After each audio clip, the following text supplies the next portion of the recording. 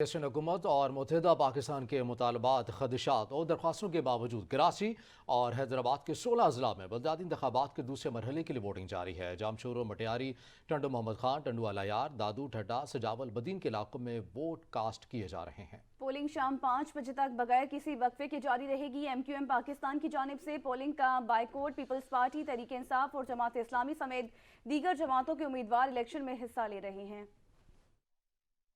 Election نہ کرانے کی سندھ حکومت کی تمام کوششیں رائے گاں۔ الیکشن کمیشن نے صوبائی حکومت اور اتحادیوں کی امیدوں پر پانی پھیر دیا۔ سندھ میں بلدیاتی انتخابات کا دوسرا مرحلہ شیڈول کے مطابق کراچی ڈویژن کے 7 اضلاع، وسطی، شرقی، جنوبی، غربی، کماڑی، کرنگی، ملیر کی 5 ٹاؤنز کی 240 یوسیز کے 984 وارڈز میں بلدیاتی انتخابات کا دنگل۔ حیدرآباد ڈویژن کے 9 اضلاع میں بھی بلدیاتی انتخابات کے لیے ووٹنگ۔ مجموعی طور پر 17,862 امیدوار ایک دوسرے کے مد مقابل ہیں، جن میں سے 9,057 امیدواروں کا تعلق کراچی حیدرآباد میں، 2,551 دادو میں 1,436، جامشورو میں 839، ٹنڈو الایار میں 781، مٹیاری میں 715 اور ٹنڈو محمد خان میں 452 امیدوار میدان میں ہیں۔